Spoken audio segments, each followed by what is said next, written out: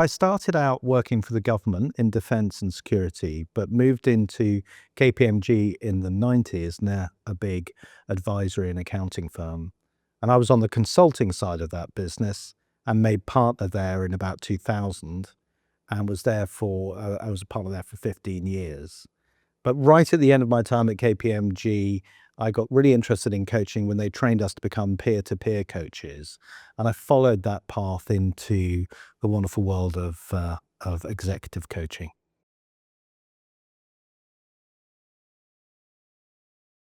When I first became a leader, a little leader in the civil service many years ago, I got very interested in what made people tick and read a lot about motivation and what gets people up in the morning. And that piqued my interest after I'd done psychology as a sort of minor topic as part of my degree. So when I decided to throw myself into this, I did a master's in organizational psychology at the University of London, as well as a coaching qualification. And in the masters, we got into real detail about the sheer crazy variety of leadership styles and why so many have come and gone. They started with something called great man theory, which literally was taking great men and not women and giving them as an example. And they moved through things like charismatic leadership and authentic leadership.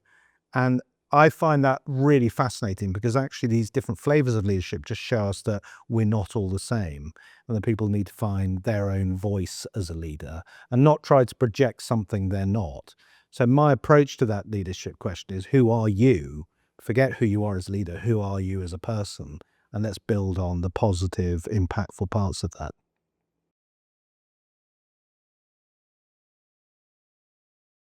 I think that when it boils down to it, what I really care about is the systemic side of coaching, which I only heard defined recently. It's really about trying to understand the entire system an individual is in and how those different parties are playing with each other, the power dynamics, the complexities. And we study this a lot in coaching in things like a drama triangle, where we understand who is being persecuted and who is being a victim.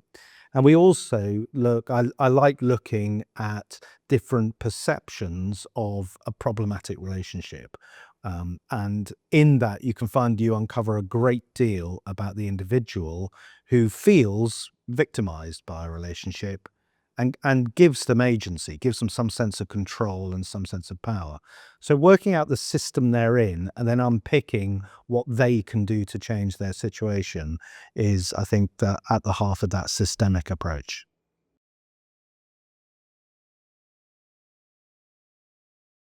On my bookshelf are a lot of books by a psychologist called Edgar Schein, and he was a real pioneer in terms of occupational or organizational psychology, and came up with the concept that we are all operating at a level of behaviors which is all we can see, and underneath that beliefs that we have and we've developed, and underneath that are core values.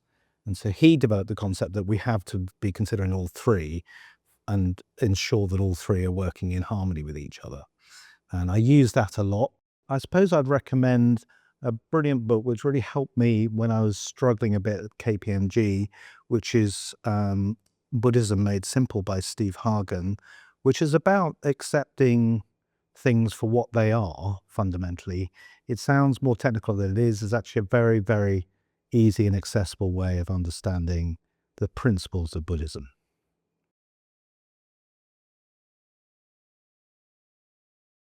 That's a really interesting one, which is kind of the topic of the week, I suppose, which is how people cope with diversity and inclusion as an initiative at the same time as prioritizing performance. And there's been a lot of skepticism about how DE&I has been implemented and what it's cost versus pure performance. And I think that organizations are tying themselves in knots over that one. And actually, it comes down to having, once again, a better sense of what is the right thing to do rather than what's the popular thing to do. And so my advice on that is always to sort of follow your heart more than following the latest trends in sort of management thinking.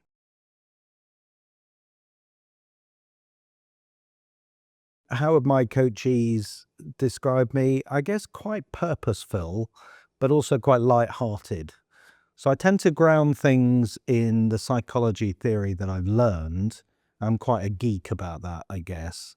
But at the same time, I think that 90% of coaching is about empathy, is about meeting people.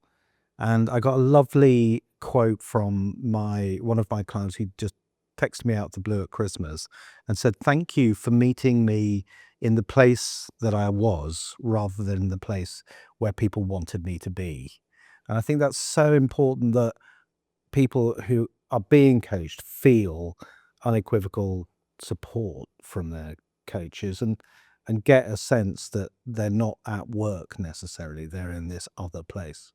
I'm coaching somebody currently who's a partner in a private equity firm, and he came to me with an issue about getting frustrated and taking very personally any kind of bumps in the road where it came to his portfolio companies or his investment decisions. He was unable to depersonalize them. And so we worked on that as a habit loop, as a bad habit from James Clear's Atomic Habits. We worked out that what he was doing was as soon as he heard there was a problem, he would overreact quite badly. And in his overreaction, he wouldn't ask for any help. He would just burn the midnight oil and boil the ocean, such as to try and find all the answers himself and get frustrated and a little bit grumpy with people around him. And it wasn't really a sustainable situation, neither was it kind of preferable for anybody. So he and I worked on that as a loop and how to break it. And the point was going to pause at point two, the point when he was feeling that he was personally responsible, feeling triggered by that, to pause and take a breath and ask for some help and consult. And by some magic, he did that really effectively in the first month break between our first two sessions. And he said that everybody noticed. He said his colleagues noticed, his boss noticed. He said, but most importantly, my wife noticed, and that he was a better dad as a result. And that felt really like a triumph. I think there's also a sense that sometimes they actively want me to take off the coaching hat and give them my take on the situation. And because I've been in a lot of those situations, they haven't changed that much despite my age, that I'm able to say, look, I'm going to take my hat off. I'm going to tell you something, then I'm going to put my hat back on again. And so it enables me to sort of recontract into a different, slightly different relationship. And they seem to really warm to that. But I think finally, I'm always sitting on their side because I've been there and I've walked in their shoes. I always feel that there is a level of empathy there that would be hard to get if you hadn't sat in a similar situation to them.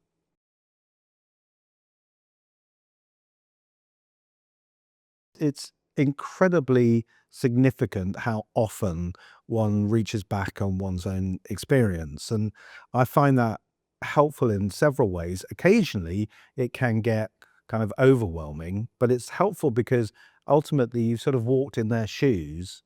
And what I like to say to them is, if you think you've made a mistake, I've made all these mistakes already. So let's talk about them. And there's no judgment from my side. So that I think really helps.